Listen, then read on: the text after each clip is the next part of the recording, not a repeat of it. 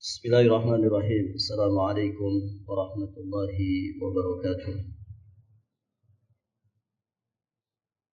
Innal hamdalillah nahmaduhu ta'ala wa nasta'inuhu wa nastaghfiruh wa nastahdihi wa natubu ilayhi wa na'udzu billah min shururi anfusina wa sayyiati a'malina may yahdihillahu fala mudilla lahu ومن يضلل فلا هادي له أشهد أن لا إله إلا الله وحده ربي لا شريك له وأشهد أن محمدا عبده ورسوله أما بعد اللهم إنا نسألك علما نافعا ونعوذ بك من علم لا ينفع. Para hadirin jamaah salat maghrib dan isya rahimani wa rahimakumullah. Alhamdulillah, kita bersyukur kepada Allah Subhanahu wa taala. Pada kesempatan ini kita sudah ada di penghujung dari 10 kedua bulan Sya'ban 1446 Hijriah. Tinggal menghitung hari, beberapa hari ke depan InsyaAllah kita akan berjumpa dengan bulan yang sangat dinanti-nanti oleh kaum muslimin, yakni bulan Ramadan. Allahumma sallimna ila Ramadan wa sallim lana Ramadan wa tasallamhu minna mutaqabbala. Para hadirin jamaah rahimani wa rahimakumullah, kita akan melanjutkan pembahasan yang sebelumnya kita sudah bahas, masih berkaitan dengan hikmah dari disyariatkannya puasa di bulan Ramadan. Sampai di mana pembahasannya? Ada berapa kemarin? Hikmah dari disyariatkannya ibadah puasa di bulan Ramadan ada 3.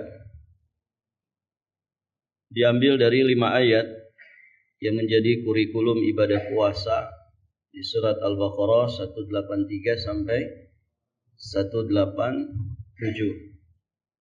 Di penghujung ayat 183 Allah menyampaikan la'allakum tattaqun, ya, supaya kalian itu bertakwa. Kemudian di penghujung ayat 185 wala'allakum tashkurun, agar kalian itu bersyukur.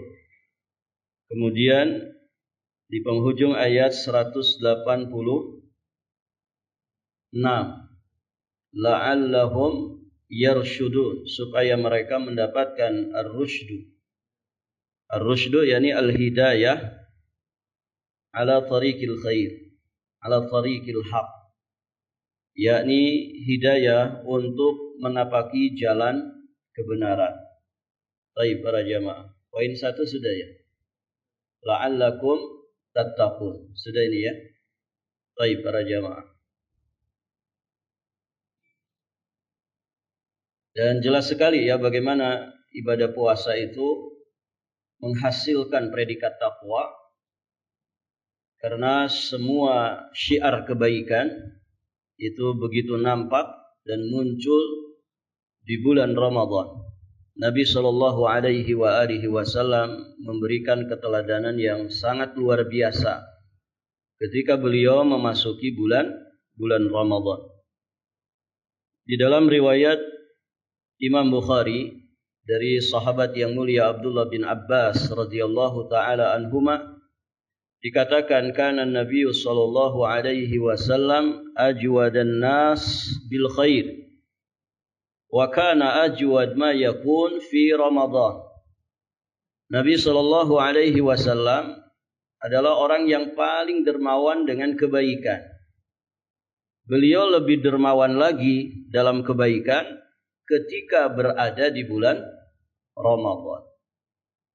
Jadi bulan-bulan yang lain Nabi selalu dermawan dengan segala kebaikan. Maka lebih-lebih saat beliau masuk di bulan Ramadan.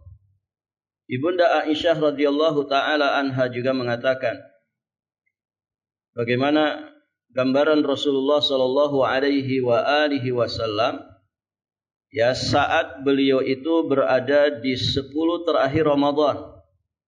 Kana Rasulullah sallallahu alaihi wasallam idza dakhala al-ashru ay al-ashru al-akhir min Ramadan shadda mi'zarahu wa ahya lailahu wa ayqadha ahlahu. Muttafaq alaih. Jadi Rasulullah sallallahu alaihi wasallam beliau biasa ketika masuk di 10 terakhir Ramadan syadda mi'zarahu. Ya beliau mengencangkan ikat pinggangnya. Yakni bersungguh-sungguh di dalam beribadah. Ya dengan meninggalkan istri-istrinya di malam 10 terakhir Ramadan. Kemudian hadirin jamaah yang dirahmati Allah, wa ahya lailahu, ya beliau menghidupkan malam-malamnya. Menghidupkan malam maksudnya adalah dengan jenis-jenis peribadatan, bukan dengan bergadang. Kemudian ngobrol ngalor ngidul, ya bicara masa lalu, bukan. Tapi sibuk dengan beribadah kepada Allah Subhanahu wa taala sehingga beliau menghidupkan malamnya alias tidak tidur. Wa aiqadha ahlahu, dan beliau pun membangunkan keluarganya untuk sama-sama beribadah kepada Allah Subhanahu wa taala. Kemudian di redaksi yang lain, di riwayat Imam Muslim, kana Rasulullah sallallahu alaihi wasallam yajtahid fil ashril awakhir ma la yajtahidu fi ghairihi. Pada 10 terakhir bulan Ramadan, Rasulullah sallallahu alaihi wasallam lebih giat lagi beribadah, melebihi hari-hari selainnya. Nah, di sini kita juga bisa memahami ya bagaimana level dari bulan Ramadan itu. Dalam 30 hari itu kalau dibagi 3, berarti ada 10 pertama, ada 10 kedua, ada 10 terakhir. Nah, 10 terakhir Nabi mengistimewakannya. Mengapa demikian? Pertama, karena Lailatul Qadar itu sering terjadi di 10 terakhir Ramadan. Satu malam yang dikatakan khairum min alfi syahr. Satu malam yang lebih baik daripada 1000 bulan. Kemudian hadirin jamaah yang dirahmati Allah, 10 terakhir tentu adalah 10 terakhir. Yang kemudian tidak ada lagi 10 keempat, kan begitu. Artinya itu adalah saat-saat terakhir untuk orang itu finish di bulan Ramadan. Baik, para jamaah yang dirahmati Allah.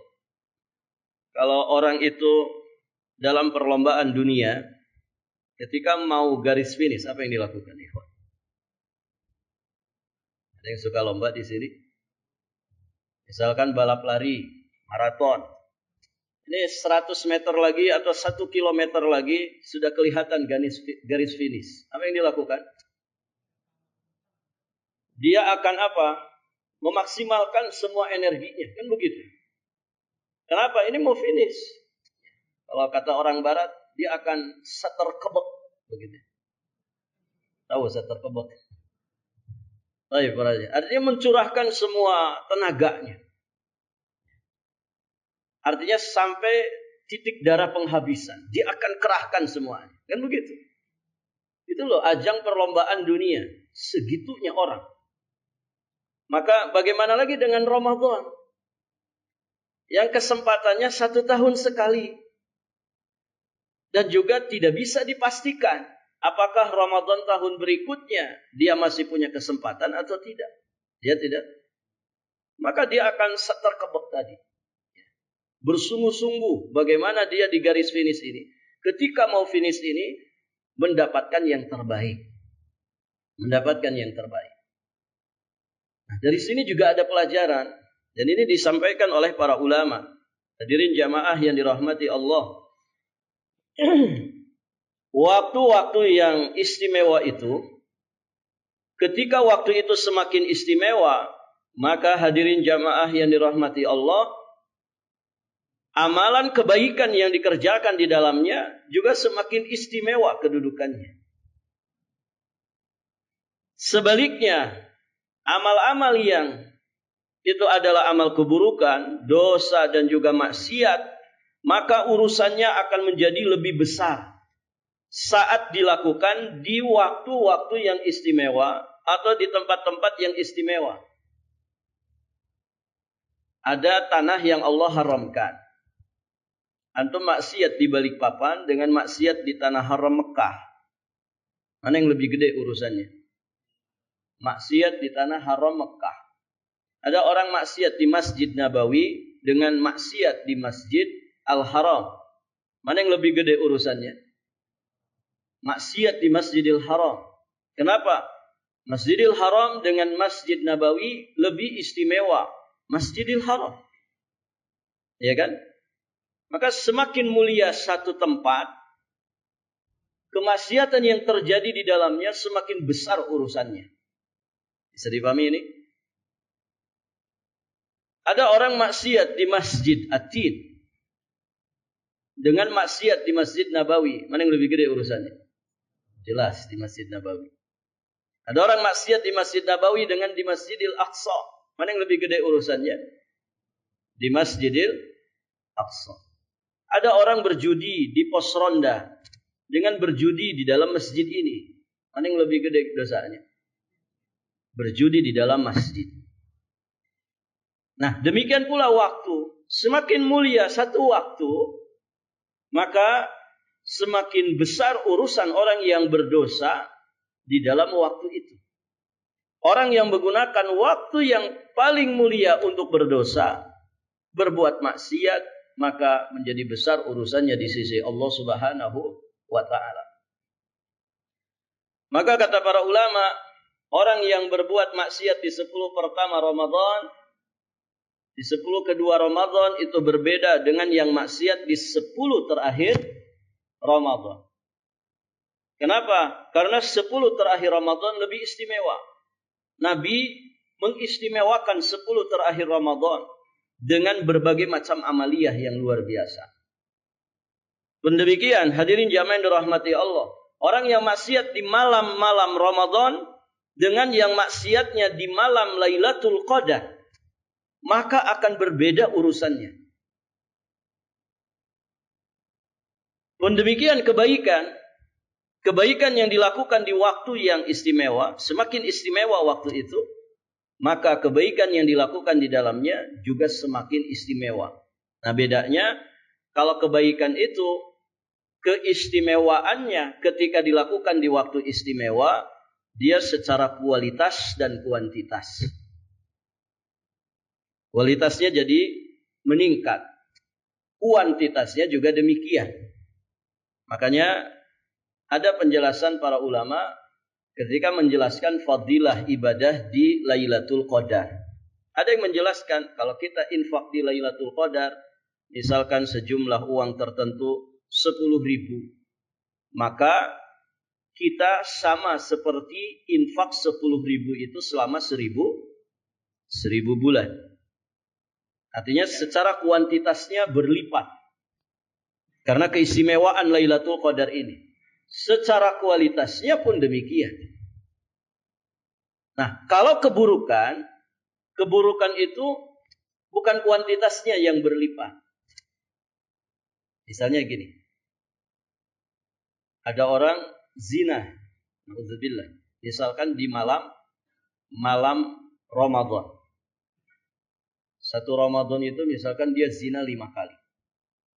Misalkan, ini contoh saja. Baik para jamaah. Dan biasanya orang zina siang atau malam? Biasanya kapan ikhwan? Setan itu berkeliaran kapan? Malam. Ya. Setan bangsa jin, setan bangsa manusia biasanya melancarkan aksi kejahatannya malam hari. Taruhlah malam. Ada orang selama Ramadan itu zina 5 kali. Berarti 5 malam di bulan Ramadan. Satu zina yang dia kerjakan ternyata bertepatan dengan Lailatul Qadar. Baik. Mana yang lebih gede urusannya? Zina di malam-malam Ramadan biasa dengan zina pas bertepatan dengan Lailatul Qadar.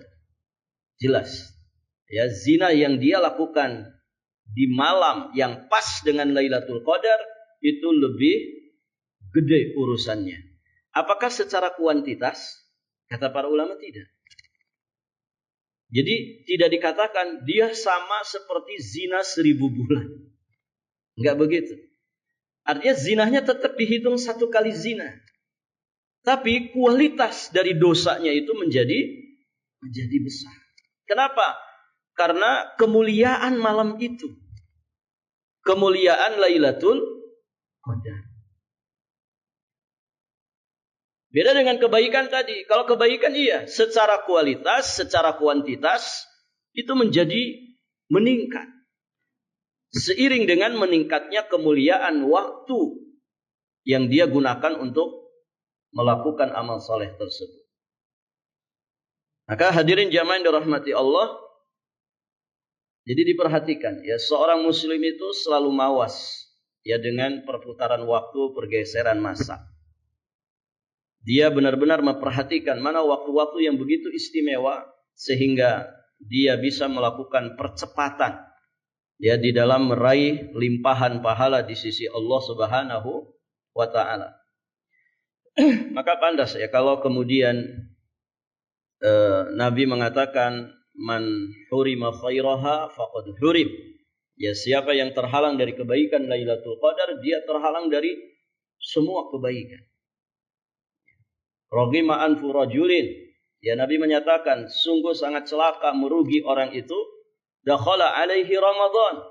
Dia diberi kesempatan oleh Allah Subhanahu wa taala masuk di bulan Ramadan, ya.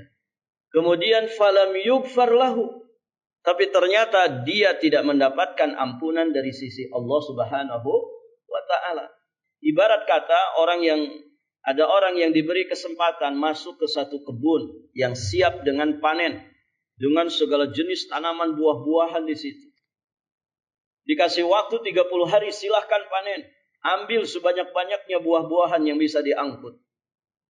Nah, ada orang diberi kesempatan seperti itu, ternyata dia keluar setelah 30 hari, gak ada satupun buah yang bisa dia panen. Apa komentar orang kalau ada orang begitu? Kata orang sini, bodohnya kamu. Bodoh sekali. Ini 30 hari dikasih kesempatan, silahkan panen, tinggal metik buah-buahan. Semampu yang kamu bisa angkut. Kesempatannya 30 hari, siang malam silahkan ambil.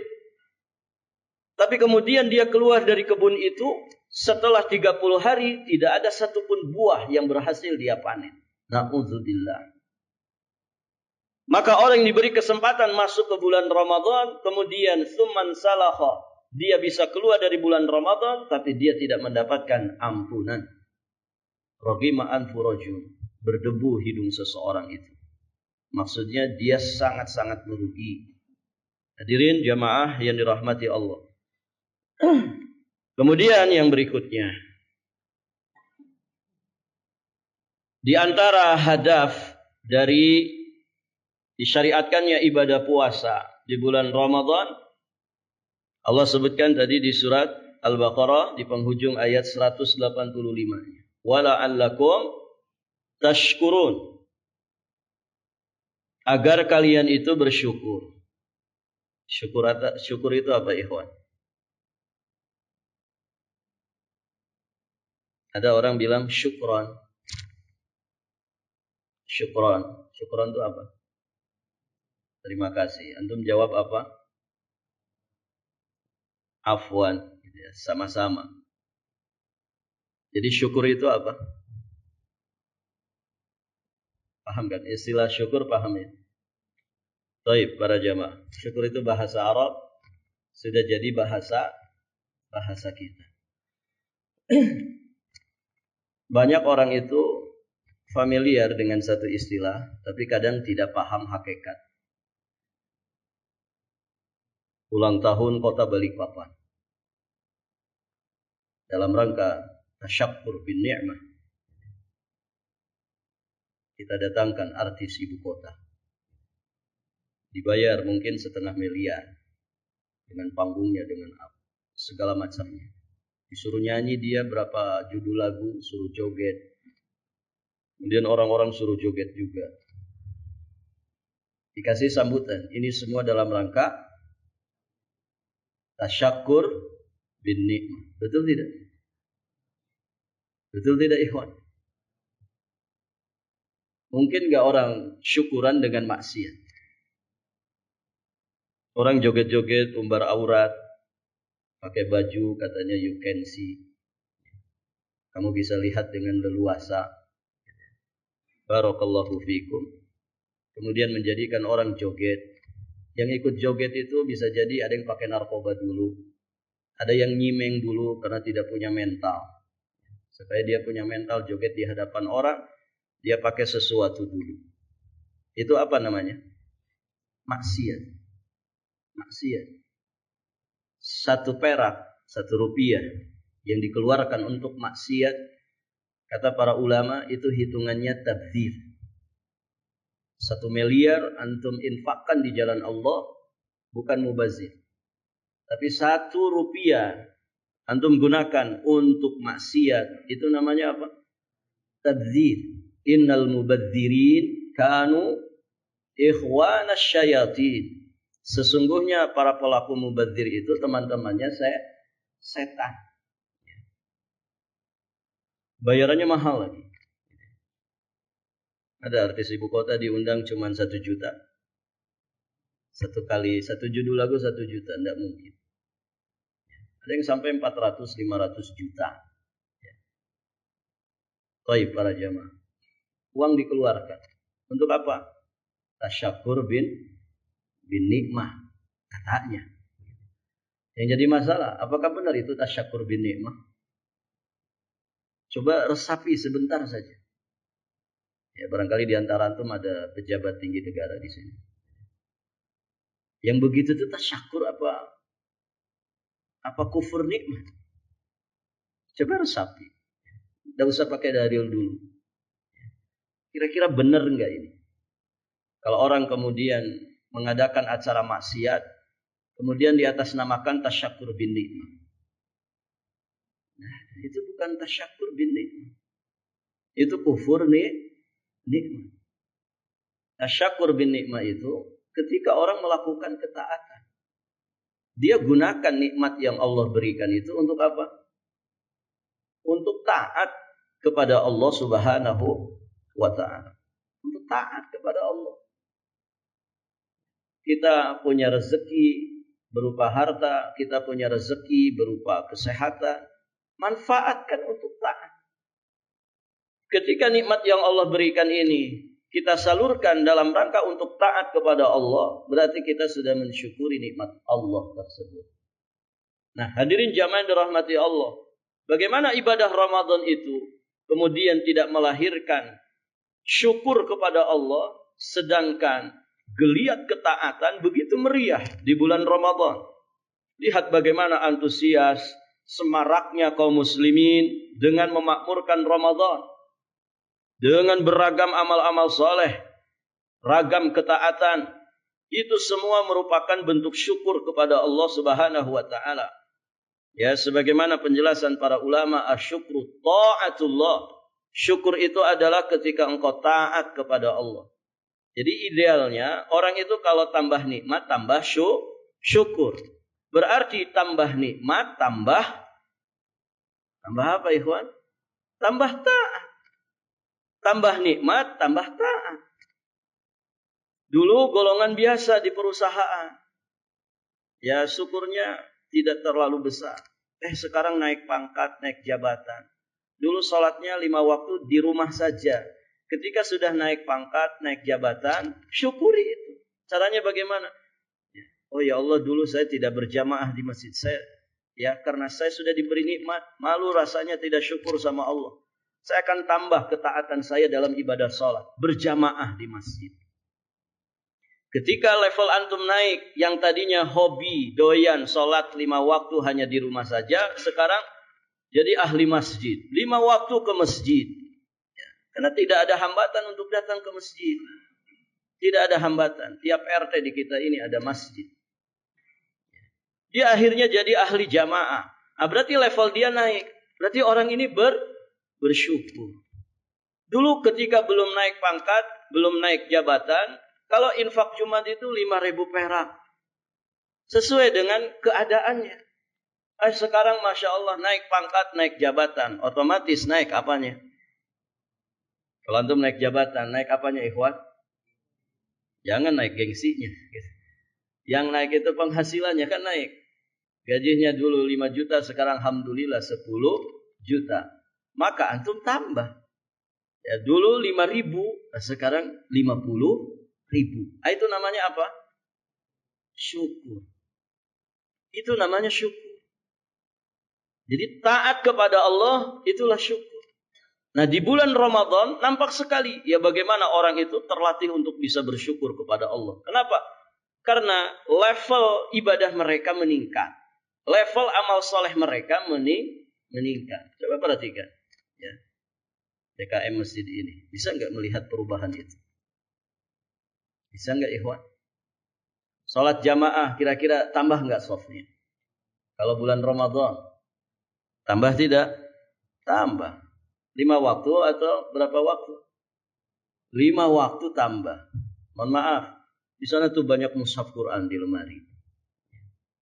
Kira-kira kalau bulan Ramadan ada perbedaan ini kan? Ada. Kalau di bulan Ramadan itu alhamdulillah laris itu. Mushaf-mushaf di lemari di rak-rak masjid itu. Ada orang datang ke masjid selesai sholat, ya, bahkan sholat sunnahnya begitu meriah. Dia keliling cari-cari mushaf Quran di masjid. Begitu kan? Dia ambil, dia baca. Walaupun 10 menit kemudian terkapar. Gitu ya. Tidak ada masalah. Ya. Setidak-tidaknya 10 menit dia bisa mungkin baca 1 halaman, bisa baca 2 halaman. Pemandangan itu kita saksikan di bulan Ramadan. Nah, ini berarti syukrullah ta'ala. Berarti orang ini bersyukur kepada Allah Subhanahu wa ta'ala. Baik para jamaah. Kemudian juga bagaimana Ramadan itu menghasilkan syukur kepada Allah, karena di bulan Ramadan kaum muslimin semakin sadar dengan beragam nikmat Allah yang mungkin di bulan-bulan lain mereka tidak terlalu menyadarinya. Contoh nikmat sehat. Masya Allah. Nikmat sehat itu mahal sekali para jamaah. Ibunda Aisyah ya sampai mengatakan di satu maqalatnya, jika seandainya aku mengetahui bahwa satu malam itu Lailatul Qadar, bahwa satu malam itu adalah malam Lailatul Qadar, ya, maka aku tidak akan meminta, tidak akan berdoa kepada Allah kecuali doa afiat. Afiat. Afiat dalam bahasa kita itu artinya sehat. Masya Allah. Kalau dalam makna aslinya afiat itu terhindar, terbebas, terselamatkan dari segala keburukan. Baik kaitannya dengan jasmani, kaitannya dengan rohani, kaitannya dengan keburukan duniawi, keburukan ukhrawi. Nah itu afiat. Tidak ada yang aku akan mintakan kepada Allah kecuali afiat. Artinya betapa besarnya nikmat afiat ini. Para jamaah yang dirahmati Allah, ada orang cerdas, kontribusinya begitu besar untuk Islam dan kaum muslimin. Ini kalau sudah penyakitan, kira-kira terhambat tidak? Terhambat. Makanya salah satu upaya orang-orang di luar Islam tidak hanya memerangi kaum muslimin, bagaimana hati mereka berpenyakit dengan penyakit-penyakit maknawiyah, tapi juga mereka menyerang kita kaum muslimin, ya bagaimana kaum muslimin itu juga jasmaninya tidak sehat, ya kan? Makanya kadang kita dapati di jajanan anak-anak di sekolah-sekolah ternyata mengandung narkoba. Nauzubillah. Belum lagi hadirin jamaah yang dirahmati Allah, hal-hal yang lainnya yang kalau ditelusuri ya sangat mengerikan. Ya bagaimana kesehatan kita itu dirusak oleh segala hal, termasuk paparan gadget ini. Maka di satu sisi ketika sarana kesehatan itu semakin meningkat, rumah sakit dibangun di mana-mana, gedungnya ditambah, begitu ya, klinik-klinik bermunculan, orang-orang yang kuliah di fakultas kedokteran ada lulus, ada yang ngambil spesialis. Di satu sisi patut diapresiasi dan disyukuri. Ya, karena satu kota dikatakan layak huni ketika apa? Ada penunjang fasilitas kesehatan yang memadai, kan begitu. Tapi di satu sisi ya, patut untuk dijadikan muhasabah. Kalau diresapi semakin banyak rumah sakit ini berarti semakin apa ya? Berarti banyak yang berpenyakit. Bikin rumah sakit jantung sampai gedung 10 tingkat. Berarti banyak orang yang jantungan. Ada rumah sakit mata, rumah sakit stroke, bahkan ada gedung khusus orang-orang cuci darah. Miris, begitu ya. Usia 22 tahun, penyakitnya sudah kencing darah, kencing nanah. Bukan karena rihlah thalibul ilmi, seperti ulama-ulama zaman dulu. Banyaknya mereka berjalan berjalan tanpa alas kaki mungkin gitu. Berjalan antar negara, antar benua untuk mendapatkan hadis Nabi. Sampai kemudian kencing darah, kencing nanah. Nah, orang di zaman sekarang kencing darah, kencing nanah gara-gara apa ya? Pergaulan bebas. Mahasiswa umur 22 tahun, penyakitnya sudah mengerikan. Anak-anak SMP sudah diabetes. Gara-gara apa? Minuman-minuman yang mungkin tidak sehat, kurang sehat. Ini sejatinya menjadi masalah yang patut kita renungi. Karena hadirin jamaah yang dirahmati Allah, nanti di bulan Ramadan coba perhatikan bagaimana efek daripada ibadah puasa itu. Ada teman-teman yang kerja di rumah sakit juga cerita gitu. Ustaz, kalau Ramadan itu alhamdulillah itu rumah sakit ada sepi. Kira-kira kenapa Ikhwan? Ya karena nggak ada pasiennya. Berarti salah rehat. Tapi nanti Ustaz bulan Syawal membludak lagi. Kenapa kira-kira Ikhwan? Ya karena rambuh penyakitnya. Bagaimana 5 hari 1 minggu makannya opor ayam terus? Belum lagi ada istilah lebaran ketupat. Tanggal 7 Syawal. Masak lagi itu. Gimana nggak kambuh ya penyakitnya. Baik para jamaah.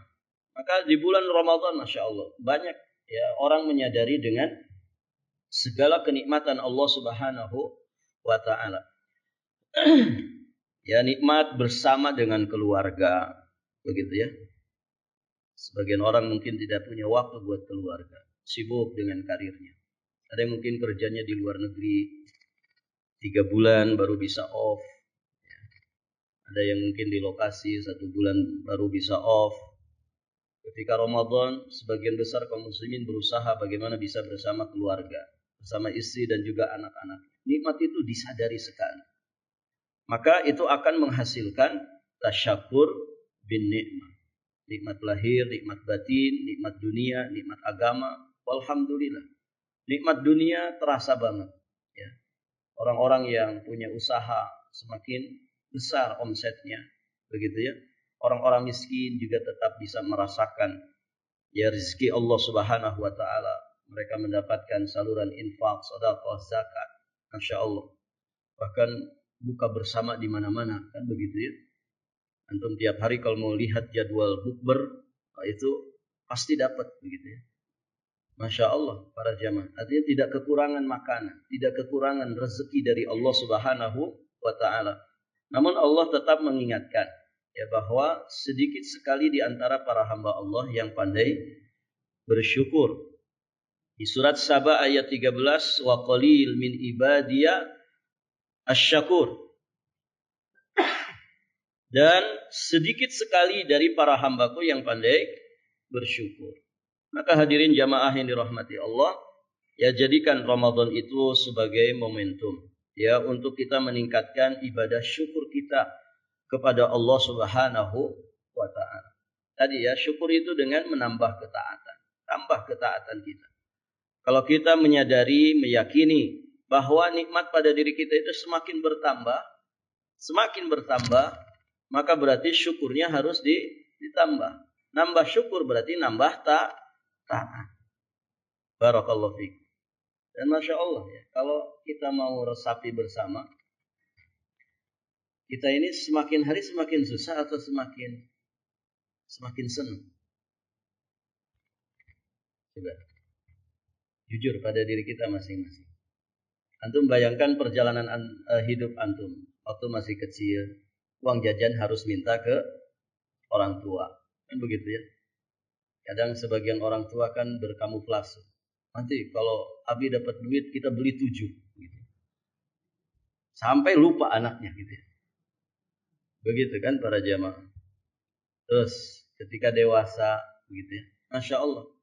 Sampai sekarang antum sudah menikah. Kira-kira tambah nggak nikmat itu? Tambah, ikhwan. Antum dulu bujangan punya rice cooker, dispenser punya, blender punya. Sekarang coba sudah nikah, tiba-tiba ada itu di rumah antum. Dulu nggak punya, sekarang jadi ada.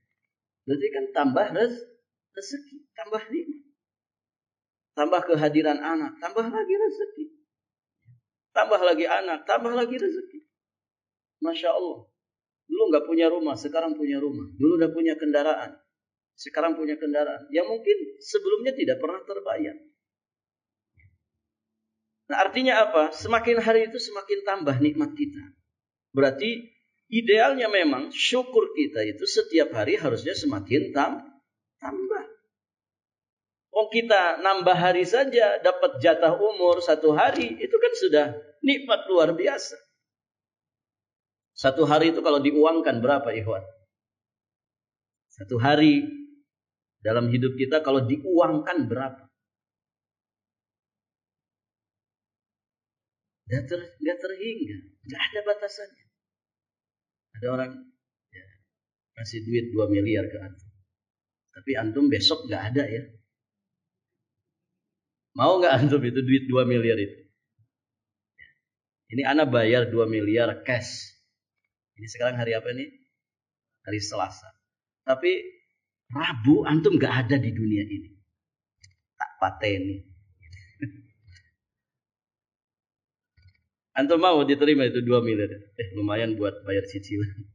Biar lunas. Tapi antum hari Rabu gak ada. Mau? Berarti 1 hari saja dalam hidup ini kalau diuangkan tidak terbatas. Tidak bisa diuangkan. Betapa nikmatnya itu. Cuman kan orang gak sadar. Orang gak sadar. Dia membandingkan nikmat itu dengan penghasilan bulanan saja. Ya Ustaz siapa saya? Saya gajinya UMR aja. 1 bulan cuma 3.500.000. Dia lupa bahwa 1 bulan itu dia hidup. Itu kalau diuangkan tidak bisa diuangkan. Saking berharganya. Saking besarnya nikmat itu. Jangan memandang nikmat itu dengan penghasilan bulanan antum. Jangan memandang nikmat itu dengan gaji bulanan. Bukan itu nikmat Allah. Lebih besar dari itu. Nikmat Allah yang ada pada diri kita itu sering tidak disadari oleh kita sendiri. Maka ya banyakin syukur kepada Allah Subhanahu wa taala. Jadilah kita orang-orang yang dikatakan golongan sedikit, yakni golongan yang pandai bersyukur atas nikmat Allah Subhanahu wa taala. Azan dulu, nanti kita lanjutkan sedikit ya pembahasan tentang syukur ini. Silakan azan. Bismillah, alhamdulillah, wassalatu wassalamu ala rasulillah, amma ba'd. Baik para jamaah, mohon izin waktunya kita selesaikan pembahasan ini. Pembahasan berikutnya, bagaimana cara agar kita tidak lupa untuk bersyukur. Karena manusia itu cenderung lalai dari bersyukur. Hanya sedikit manusia yang pandai bersyukur.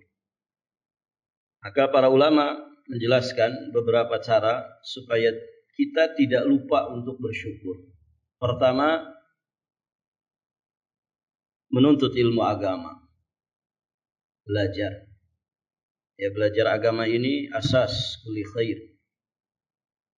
Asas dari segala kebaikan. Siapapun kita. Apakah yang katanya punya ilmu, apalagi yang merasa tidak punya ilmu. Semua wajib belajar. Karena hakikatnya ilmu yang ada pada manusia itu sedikit. Dan kewajiban belajar itu sampai mati. Ya, bukan orang sampai jadi ustadz, kemudian tidak belajar lagi. Belajar itu sampai mati. Karena di antara pengaruh baik dari ilmu yang ada pada diri seseorang akan mengantarkan dirinya kepada tasyakur bin nikmah.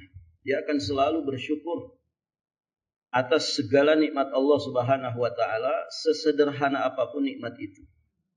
Coba Anda perhatikan bagaimana Nabi Sulaiman dengan Qarun. Perbedaannya jelas. Nabi Sulaiman dengan segala limpahan nikmat, kelebihan, karunia yang Allah Subhanahu wa taala limpahkan kepada dirinya, maka dengan ilmu yang ada pada dirinya, beliau menyadari itu. Bahwa itu semua bersumber dari Allah Subhanahu wa taala. Sehingga lisannya menunjukkan bahwa beliau itu adalah orang yang bersyukur kepada Allah, orang yang terbimbing oleh ilmu. Ketika mendapatkan segala keistimewaan itu, beliau menyampaikan, qala hadza min fadli rabbi. Ini semua adalah karunia dari Rabbku, liyabluwani. Untuk kemudian Allah menguji diriku, aashkuru am akfur. Apakah aku bersyukur ataukah aku kufur? Jadi beliau sadari dengan bimbingan ilmu yang ada pada dirinya, bahwa semua keberlimpahan ini, Nabi Sulaiman seorang raja, seorang nabi yang diberi banyak sekali kelebihan oleh Allah Subhanahu wa taala. Nah, beliau sadari bahwa ini adalah ujian dari Allah, apakah aku bersyukur ataukah aku kufur. Masya Allah para jamaah. Dan bandingkan dengan orang jahil yang namanya Qarun. Ketika dia diberi keberlimpahan oleh Allah, apa kemudian komentarnya? Apa komentarnya? Innama utituhu ala ilmin indi.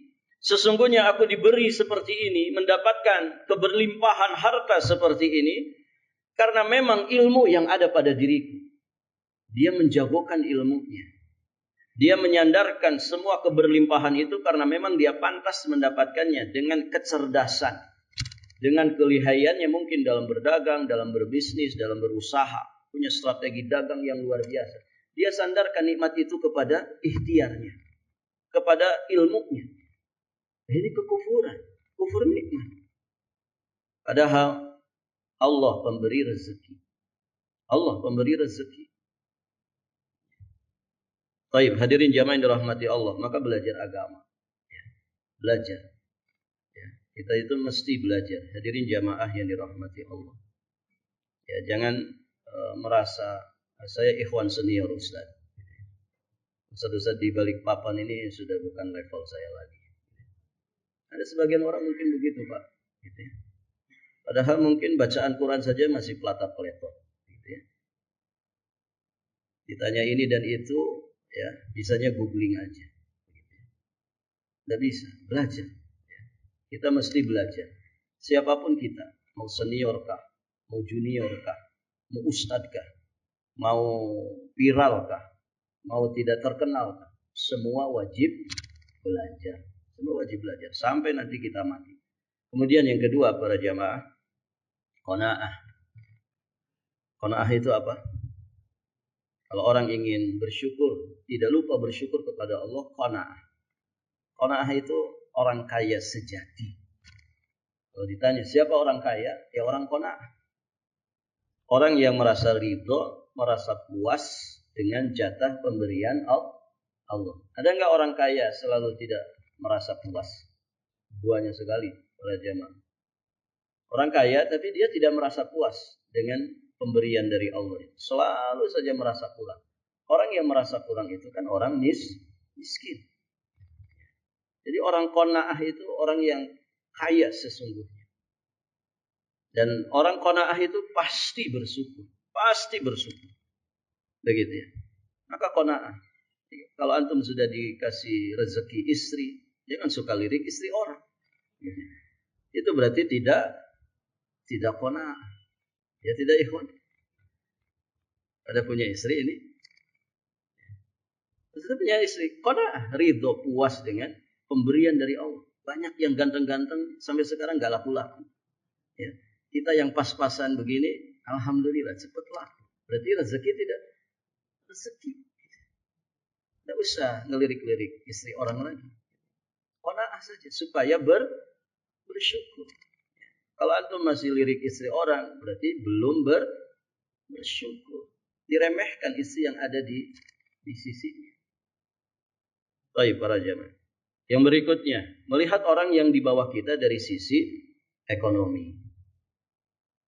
Melihat orang yang di bawah kita dari sisi ekonomi, pasti kita bersyukur. Kenapa?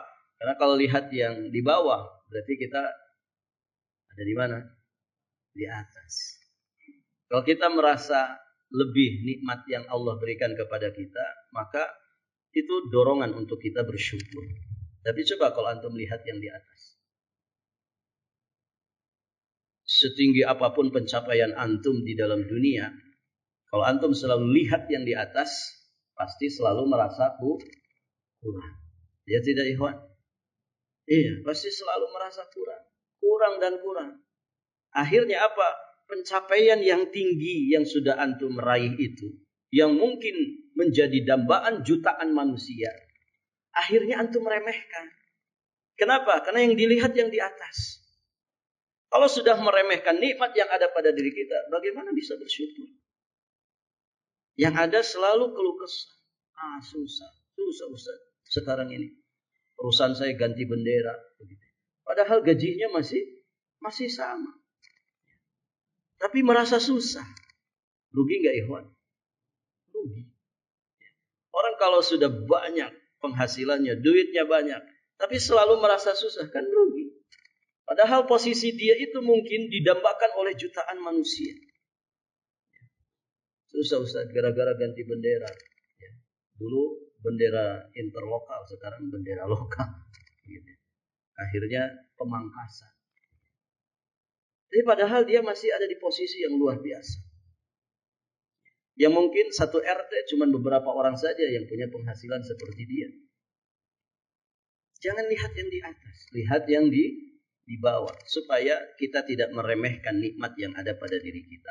Berikutnya, meyakini bahwa nikmat yang ada pada diri kita, sekecil apapun, semuanya nanti akan dihisab pada hari kiamat. Ini catat ini ya.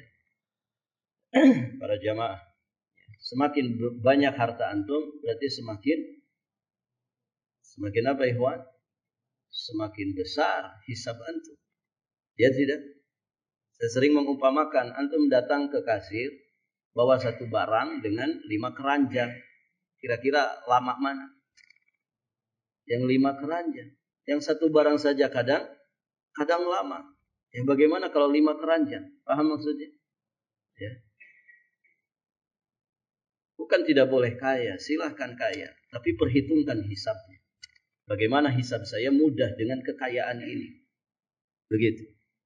Maka ingat, sekecil apapun nikmat, semuanya akan dihisab. Berarti apa? Ya harus disyukuri. Sekecil apapun nikmat, wajib disyukuri. Kemudian terakhir, berdoa. Banyak berdoa kepada Allah, ya supaya kita dijadikan hamba yang bersyukur. Apa doanya? Banyak doanya. Ya, doa supaya kita dijadikan hamba yang bersyukur. Siapa yang hafal? Atau sudah pada pede ini orang bersyukur semua? Perlu berdoa ikhwan. Ikhtiar itu mesti dibarengi dengan doa. Apa doanya? Supaya kita bersyukur kepada Allah. Rabbi, lanjutkan. Banyak doanya, banyak sekali. Rabbi auzi'ni an ashkura ni'mataka allati an'amta 'alayya wa 'ala walidayya wa an a'mala salihan tardahu wa aslih li fi dzurriyyati inni tubtu ilaika wa inni minal muslimin. Ada juga yang mirip, Rabbi auzi'ni an ashkura ni'mataka allati an'amta 'alayya wa 'ala walidayya wa an a'mala. Nah, bedanya di situ. Wa an a'mala salihan tardahu ya wa adkhilni bi rahmatika fi ibadikas salihin.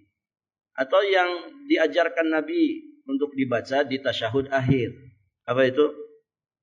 Allahumma, ini yang paling pendeknya. A'inni ala dzikrika wa syukrika wa husni ibadatika. Ya Allah, a'inni, tolonglah diriku, bantu diriku ini ya Allah. Ala dzikrika, untuk selalu berzikir kepadamu. Wa syukrika, untuk selalu bersyukur atas nikmatmu. Wa husni ibadatika, dan untuk selalu memperbagus kualitas ibadahmu. Jangan dilupakan. Barakallahu fikum. Baik para jamaah, sampai di sini saja. Berarti sisa satu ya, hikmah dari disyariatkannya ibadah Ramadan, la'allahum yarsyudun. Ini kita lanjutkan di kesempatan berikutnya insyaallah. Subhanakallahumma bihamdik, asyhadu an la ilaha illa anta astaghfiruka wa atubu ilaik. Assalamualaikum warahmatullahi wabarakatuh.